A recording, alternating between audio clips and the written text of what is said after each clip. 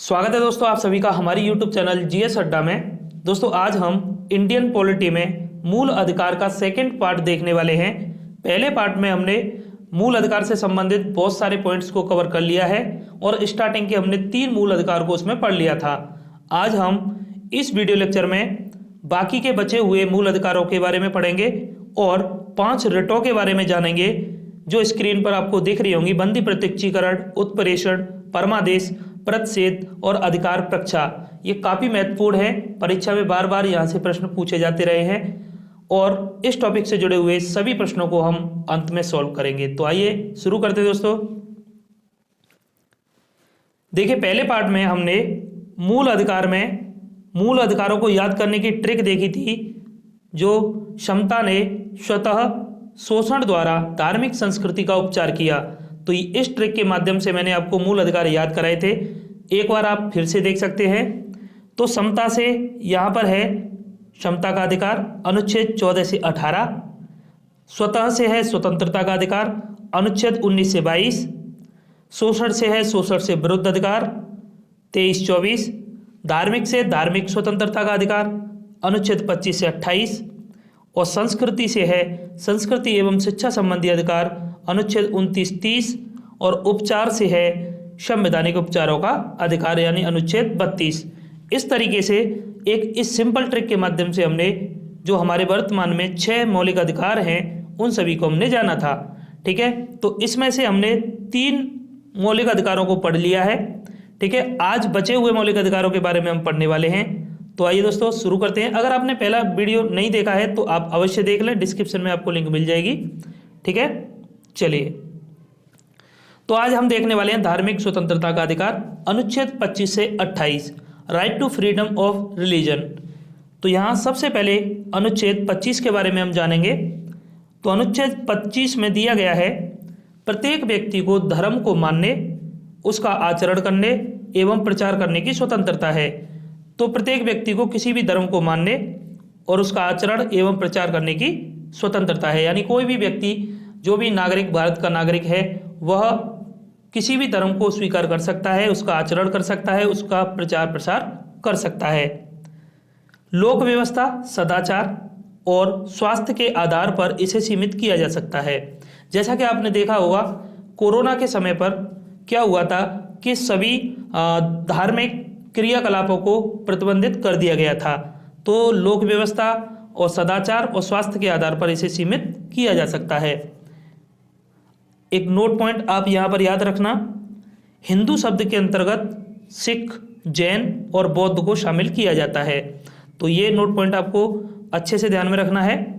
चलिए अब आगे देखते हैं, अनुच्छेद 26 के बारे में जानते हैं, धार्मिक कार्यों के प्रबंधन की स्वतंत्रता।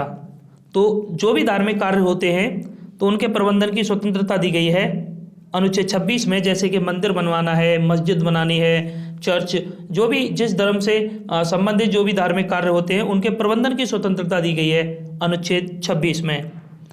धार्मिक कार्यों के संबंध में चल और अचल संपत्ति अर्जित करने का अधिकार।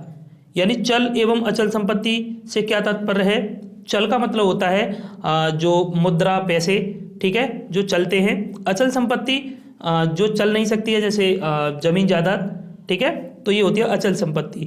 तो अर्जित करने का अधिकार है। और आगे देखिए, धार्मिक एवं दान कार्यों के लिए संस्थाओं की स्थापना। तो अनुच्छेद 26 के तहत धार्मिक एवं दान कार्यों के लिए संस्थाओं की स्थापना करने का अधिकार है, अनुच्छेद 26 में हमारा मूल अधिकार है।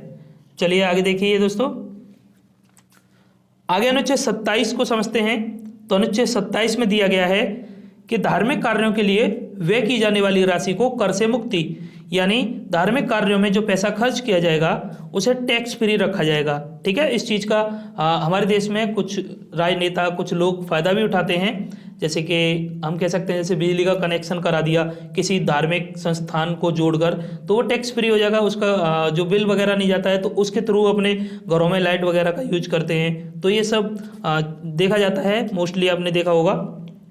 आगे तो अनुच्छेद 27 में जो है धार्मिक कार्यों के लिए जो व्यय की जाने वाली राशि है उसे टैक्स फ्री रखा जाएगा।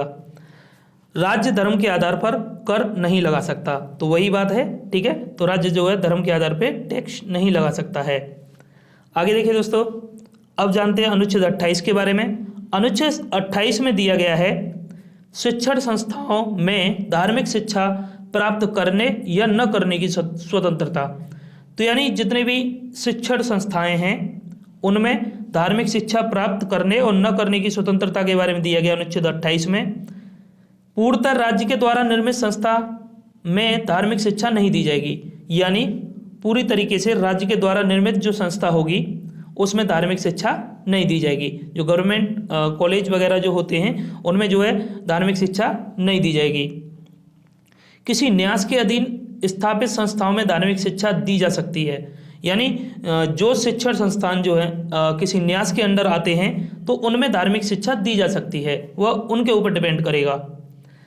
राज्य के द्वारा मान्यता प्राप्त संस्थाओं में धार्मिक शिक्षा दी जा सकती है, किंतु छात्र की सहमति के बाद। यानी जो राज्य के द्वारा मान्यता प्राप्त जो शिक्षण संस्थान हैं उनमें धार्मिक शिक्षा दी जा सकती है, लेकिन उसके लिए छात्र की सहमति लेनी होगी। जबरदस्ती शिक्षा देने का कोई प्रावधान नहीं है। तो ये भी हमारा एक अनुच्छेद 28 के तहत अधिकार है, धार्मिक शिक्षा प्राप्त करने और न करने की स्वतंत्रता। ठीक है, चलिए आगे देखिए। अब आगे देखते हैं हम, अगला मूल अधिकार है हमारा संस्कृति और शिक्षा संबंधी अधिकार, अनुच्छेद 29 से 30 कल्चरल एंड एजुकेशनल राइट्स। तो यहाँ समझते हैं अनुच्छेद 29 के बारे में सबसे पहले। तो अनुच्छेद 29 में कहा गया है अल्पसंख्यक वर्गों के हितों का संरक्षण। तो ये 29 और 30 जो आर्टिकल हैं वह माइनॉरिटी वाले जो लोग हैं, अल्पसंख्यक जो वर्ग हैं उनके हितों का संरक्षण करते हैं। अल्पसंख्यक जैसे हम कह सकते हैं हमारे यहाँ पर जैसे जैन हैं, पारसी हैं, ये सब अल्पसंख्यक जो कम मात्रा में पाए जाते हैं। धार्मिक और भाषाई अल्पसंख्यकों को अपनी बोली, भाषा लिपि या संस्कृति को सुरक्षित रखने का अधिकार है।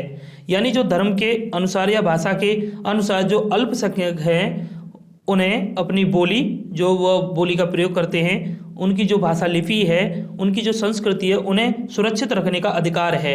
ठीक है। राज्य द्वारा पोषित या राज्य निधि से सहायता पाने वाले किसी शिक्षा संस्थान में प्रवेश से किसी भी नागरिक को केवल धर्म, जाति, मूल वंश या जन्म स्थान के आधार पर वंचित नहीं किया जाएगा। यानी राज्य के द्वारा जो पोषित और राज्य की निधि से जो सहायता पाने वाले शिक्षा संस्थान हैं उनमें किसी भी नागरिक को जो है जाति, धर्म, मूल वंश और जन्म स्थान के आधार पर वंचित नहीं किया जाएगा। सभी को मतलब एडमिशन लेने का अधिकार है। चलिए आगे देखिए, अगला अनुच्छेद है इससे संबंधित अनुच्छेद 30। अनुच्छेद 30 में हम देखते हैं धार्मिक और भाषाई अल्पसंख्यकों को अपनी रुचि के शैक्षणिक संस्थानों की स्थापना एवं प्रबंधन करने की स्वतंत्रता। यानी जो धार्मिक अल्पसंख्यक हों या भाषाई अल्पसंख्यक, उन्हें अपनी रुचि के जो स्कूल कॉलेज बनाने की स्वतंत्रता है, उनका प्रबंधन करने की स्वतंत्रता है। वह अपने आधार पे, अपनी भाषा, बोली और लिपि के आधार पे अपने शिक्षण संस्थान बना सकते हैं। कोई भी अल्पसंख्यक वर्ग अपनी पसंद की शैक्षणिक संस्था चला सकता है और सरकार उसे अनुदान देने में किसी भी तरह का भेदभाव नहीं करेगी। यानी माइनॉरिटी वाले अगर अपना कोई शिक्षण संस्थान चलाना चाहें तो उसके लिए सरकार उन्हें अनुदान देने के लिए किसी भी तरह का भेदभाव नहीं करेगी। तो यह दिया गया है अनुच्छेद 30 में। आगे देखिए दोस्तों, जैसे उदाहरण में देखें हम मदरसा, संस्कृत विद्यालय, तो ये जो होते हैं शिक्षण संस्थान या किसी धार्मिक और भाषाई आधार पे, तो इनके लिए भी अनुदान देगी सरकार बिना किसी भेदभाव के। अनुच्छेद 32 संवैधानिक उपचारों का अधिकार, right to constitutional remedies, most important है। ठीक है, यहाँ से ज़्यादातर प्रश्न जो है परीक्षा में पूछा जाता रहा है, तो इसे बड़े अच्छे तरीके से आप समझना। अनुच्छेद 32 की हम बात करें तो इसमें दिया गया है, इसके तहत प्रत्येक व्यक्ति मौलिक अधिकारों का हनन होने पर न्यायालय की शरण ले सकता है। यानी जितने भी हमारे मौलिक अधिकार आप लोगों ने अभी पढ़े, अगर उनका हनन होता है, किसी भी तरह से राज्य के द्वारा हनन किया जाता है, तो आप डायरेक्ट जो है सुप्रीम कोर्ट जा सकते हैं। अनुच्छेद 32 के अधीन उच्चतम न्यायालय की अधिकारिता संविधान का आधारभूत ढांचा है, अतः इसे अनुच्छेद 368 के द्वारा संविधान संशोधन करके नष्ट नहीं किया जा सकता। यानी अनुच्छेद 32 के अधीन जो है सुप्रीम कोर्ट हमारा संरक्षक है। इस कानून को जो है संविधान संशोधन के द्वारा इस अधिकार को हमसे छीना नहीं जा सकता है। हम ये कह सकते हैं कि ये जो अनुच्छेद 32 है, इसे 368 के तहत संविधान संशोधन करके हमसे नष्ट नहीं किया जा सकता है। इसीलिए इसकी महत्ता को स्वीकार करते हुए डॉक्टर भीमराव अंबेडकर ने इसे संविधान का हृदय एवं आत्मा कहा है। अगर ये अनुच्छेद 32 हमसे छीन लिया जाए तो संसद के द्वारा संविधान संशोधन करके हमारे किसी भी मौलिक अधिकार पर प्रतिबंध लगाया जा सकता है। ठीक है, तो ये अनुच्छेद 32 ही हमें बचा के रखता है। किसी भी मौलिक अधिकार का अगर हमारा हनन होता है तो हम सीधे न्यायालय जा सकते हैं। तो इसीलिए डॉक्टर भीमराव अंबेडकर ने इसे संविधान का हृदय एवं आत्मा कहा है। कभी भी प्रश्न पूछा जाए आपसे संविधान की आत्मा किसे कहते हैं, तो सिंपल ये पूछा जाएगा, तो आपको आंसर लगाना है प्रस्तावना। अगर आपको यह पूछा जाए कि डॉक्टर भीमराव अंबेडकर ने संविधान की हृदय एवं आत्मा किसे कहा था, तो वह कहा था अनुच्छेद 32 संवैधानिक उपचारों का अधिकार। आगे देखिए, इसी के द्वारा जो है सर्वोच्च न्यायालय अनुच्छेद 32 के तहत एवं उच्च न्यायालय अनुच्छेद 226 के तहत मौलिक अधिकारों की रक्षा के लिए रिट जारी कर सकते हैं। तो यह जो रिट जो जारी की जाती हैं वह सर्वोच्च न्यायालय रिट जारी करता है अनुच्छेद 32 के तहत, और हाई कोर्ट जो है वह जारी करता है अनुच्छेद 226 के तहत। तो आइए देखते हैं आगे कौन कौन सी वह रिटें हैं। तो अनुच्छेद 32 के तहत 5 तरह की रिट जारी करते हैं सुप्रीम कोर्ट और हाई कोर्ट।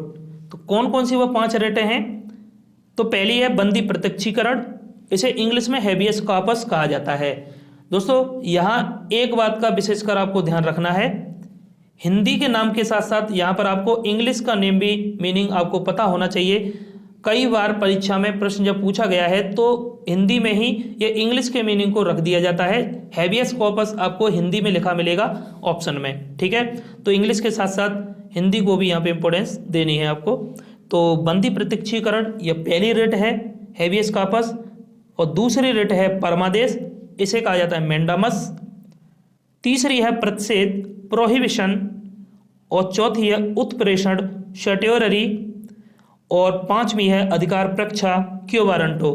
ये 5 रिटें हैं जो सुप्रीम कोर्ट और हाई कोर्ट के द्वारा जारी की जाती हैं। तो आइए जानते हैं एक एक रिट के बारे में। सबसे पहले समझते हैं बंदी प्रत्यक्षीकरण हैबियस कॉर्पस। तो बंदी प्रत्यक्षीकरण क्या होता है? जब किसी भी व्यक्ति को कानून द्वारा स्थापित प्रक्रिया के बिना नजरबंद किया जाता है तो ऐसी स्थिति में न्यायालय संबंधित अधिकारी को यह आदेश दे सकता है कि उस व्यक्ति को न्यायालय में पेश करे या उसकी नजरबंदी के आधार पेश किए जाएं। यानी जब किसी व्यक्ति को कानून द्वारा स्थापित प्रक्रिया के बिना कोई ऐसा कानून नहीं लाया गया है, जो निवारक नजरबंदी जो कानून होते हैं जो मैंने आपको पहले पार्ट में बताए थे, पोटा मीसा ये जो होते हैं, इसके बिना किसी को नज़रबंद कर लिया जाता है किसी अधिकारी के द्वारा, तो सुप्रीम कोर्ट बंदी प्रत्यक्षीकरण के तहत उस अधिकारी को यह आदेश दे सकता है कि उस व्यक्ति को आप न्यायालय में पेश करें 24 घंटे के अंदर, और उसकी नज़रबंदी के आधार पेश किए जाएं आपने उसको क्यों पकड़ा है। अगर वह व्यक्ति अपने बेगुनाही के सबूत पेश करता है न्यायालय में तो उसको छोड़ दिया जाता है।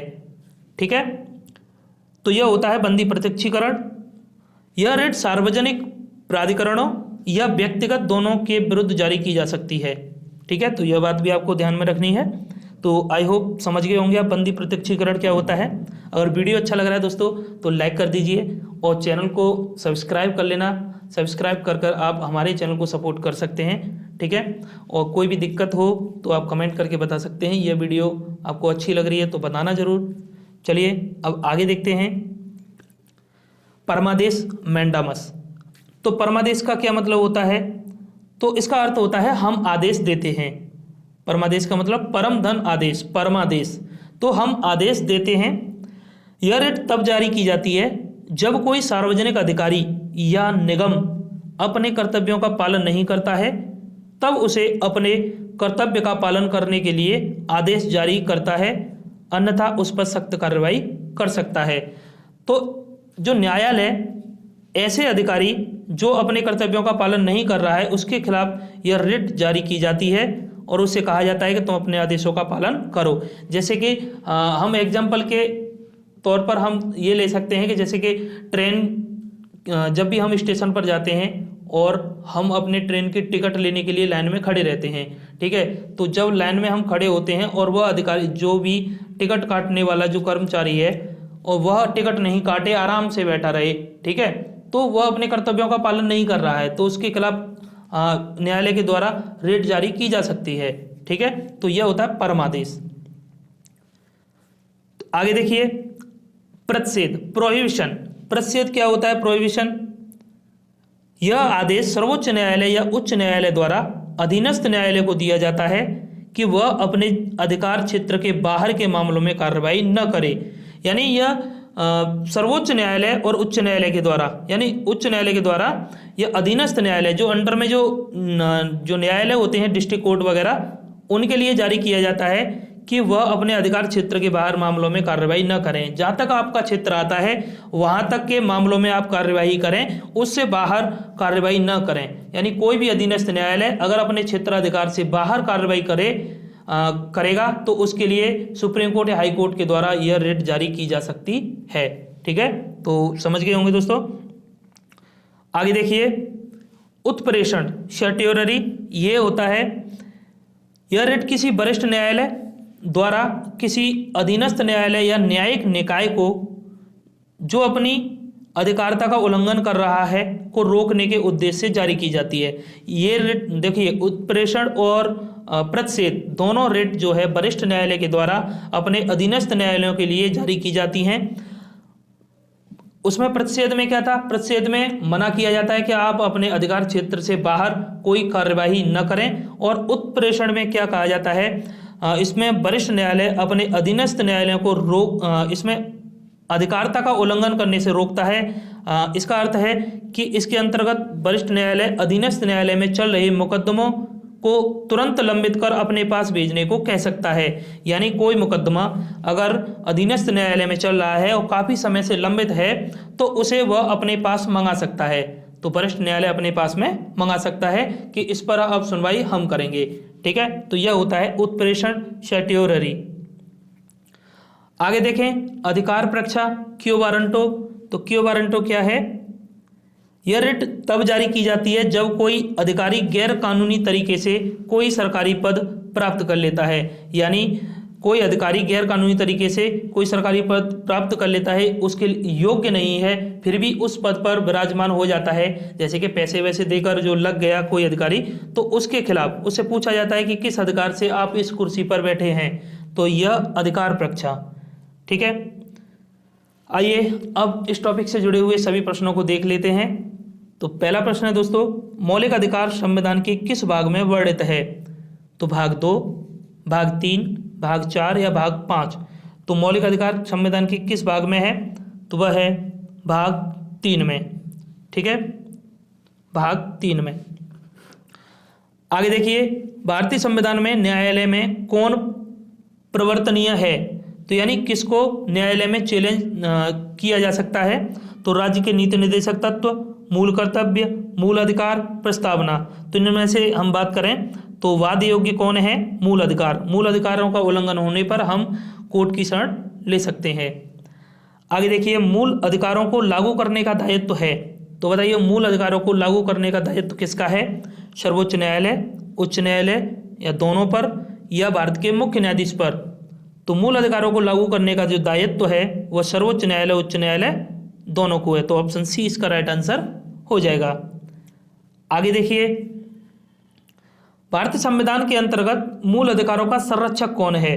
तो यानी मूल अधिकारों का संरक्षक कौन है? बहुत ही अच्छे तरीके से मैंने आपको वहाँ समझाया था कि मूल अधिकारों का हनन होने पर हम कहाँ पर जाते हैं। तो राष्ट्रपति नहीं, प्रधानमंत्री भी नहीं होगा, संसद भी नहीं, न्यायपालिका, ठीक है। सुप्रीम कोर्ट या हाई कोर्ट हम जा सकते हैं। अनुच्छेद 32 के तहत सुप्रीम कोर्ट, अनुच्छेद 226 के तहत हाई कोर्ट। समता का अधिकार भारतीय संविधान की किन 5 अनुच्छेदों में दिया गया है? तो पहला ही हमारा मूल अधिकार है समता का अधिकार। तो यह मिलता है हमें अनुच्छेद 5 से 9, नहीं 9 से 13, इसमें भी नहीं, 14 से 18। तो ऑप्शन सी इसका राइट आंसर हो जाएगा। अनुच्छेद 14 से 18 तक उल्लेख मिलता है समता के अधिकार का। आगे देखिए अगला प्रश्न, भारतीय संविधान में छुआछूत का अंत से संबंधित अनुच्छेद है। तो बताइए किस अनुच्छेद में छुआछूत का अंत वर्णित है। तो अनुच्छेद 14, अनुच्छेद 16, अनुच्छेद 17, अनुच्छेद 18। तो छुआछूत का अंत दिया गया है अनुच्छेद 17 में। ठीक है, अगला प्रश्न देखिए, 1955 में पारित अस्पृश्यता अपराध अधिनियम को वर्तमान में किस नाम से जाना जाता है। यह मैंने आपको बताया था, जो छुआछूत का अंत है अनुच्छेद 17, अस्पृश्यता अधिनियम आया था, अपराध अधिनियम 1955। उसके बाद में 1976 में इसको संशोधित किया गया था। तब इसका नाम क्या हो गया था, सिविल अधिकार अधिनियम, नागरिक भेदभाव संरक्षण अधिनियम, नागरिक संरक्षण अधिनियम, सिविल अधिकार संरक्षण अधिनियम। ठीक है, तो ऑप्शन डी इसका राइट आंसर हो जाएगा। चलिए आगे चलते हैं। अगला प्रश्न है, स्वतंत्रता के अधिकार से संबंधित अनुच्छेद 19 के अंतर्गत कितने प्रकार की स्वतंत्रताएं दी गई हैं। तो देखिए अनुच्छेद 19 में पूछा गया कितनी प्रकार की स्वतंत्रताएं दी गई हैं। तो मूल संविधान में कितनी थी, 7 थी, लेकिन अब जो कितनी हो गई हैं, 6। इसमें से हमने हटा कौन सा दिया है, तो हमने 19F को हटाया था। कौन सा फेल हो गया था, F फेल हो गया था। ठीक है, ये मैंने आपको बताया था वहाँ पर। तो 19F फेल हो गया था, संपत्ति का अधिकार। ठीक है, तो अब जो है कितने प्रकार की दी गई हैं, तो 6 प्रकार की।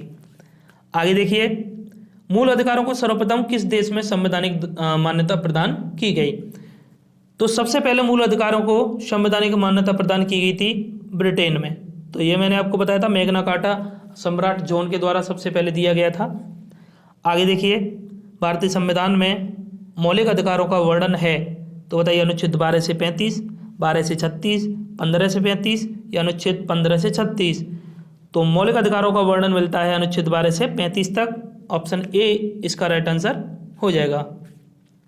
अगला प्रश्न है, भारतीय संविधान के भाग 3 में कुल कितने अनुच्छेदों में मूल अधिकारों का वर्णन है।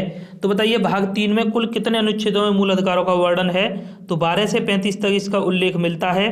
तो 12 से 35 तक देखें तो कितने होते हैं, 23, लेकिन हमने 21 को भी ऐड किया था बाद में, तो इस तरीके से संख्या हो जाती है 24। ऑप्शन डी इसका राइट आंसर हो जाएगा। चलिए दोस्तों आगे समझते हैं। भारतीय संविधान द्वारा भारतीय नागरिकों को कुल कितने मौलिक अधिकार प्रदान किए गए हैं, किए गए थे। देखिए पूछा गया किए गए थे। ठीक है, तो जब किए गए थे तब थे मूल संविधान में 7, लेकिन वर्तमान संविधान में है 6। संपत्ति के अधिकार को हमने हटा दिया है और कानूनी अधिकार बना दिया है। चलिए अगला प्रश्न है, भारत के संविधान में मौलिक अधिकार हिस्सा हैं। तो मूल संविधान का प्रथम संशोधन 1951 का, 42वें संशोधन 1976 का, 73वें संशोधन 1992 का। तो बताइए भारत के संविधान में जो मौलिक अधिकार हैं हमारे, वह हिस्सा हैं तो मूल संविधान से ही हैं या बाद में इनको ऐड किया गया है। तो मौलिक अधिकार हमारे संविधान में मूल संविधान से ही हैं। हमने मौलिक कर्तव्यों को ऐड किया था 42वें संविधान संशोधन के द्वारा। ठीक है, तो ये दोनों बातें आपको ध्यान में रखनी है। चलिए आगे देखिए, अगला प्रश्न है, मौलिक अधिकारों के निलंबन का आदेश कौन दे सकता है। इमरजेंसी के समय पर हमारे मौलिक अधिकारों को निलंबित कर दिया जाता है, तो इसका आदेश कौन देता है। तो इसका आदेश देता है राष्ट्रपति। ठीक है, तो राष्ट्रपति के द्वारा निलंबित किया जाता है मौलिक अधिकारों का। आगे अगला प्रश्न है, भारत के संविधान का निम्नलिखित में से कौन सा अनुच्छेद प्रेस की स्वतंत्रता से संबंधित है। तो बताइए प्रेस की स्वतंत्रता से संबंधित कौन सा आर्टिकल है। ये पेपर में कई बार पूछा गया है। अनुच्छेद 19, अनुच्छेद 20, अनुच्छेद 21, अनुच्छेद 22। तो इसका राइट आंसर है दोस्तों अनुच्छेद 19। तो प्रेस की स्वतंत्रता से संबंधित है अनुच्छेद 19। चलिए आगे देखिए,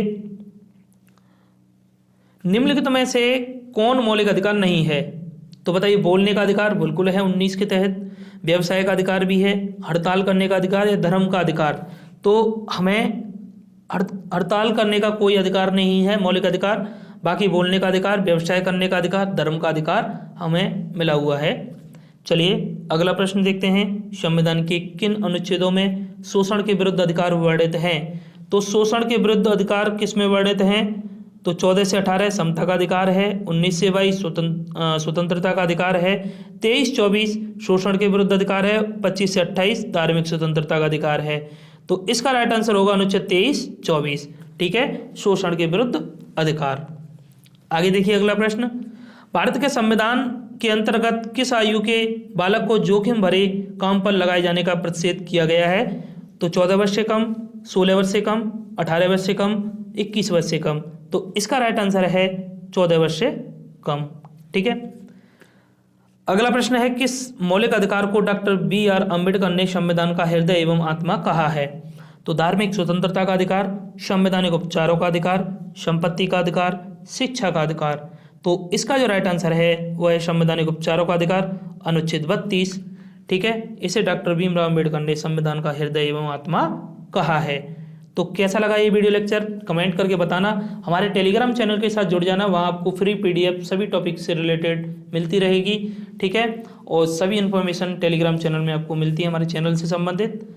तो मिलते हैं आपसे नेक्स्ट वीडियो लेक्चर में, तब तक के लिए जय हिंद, जय भारत।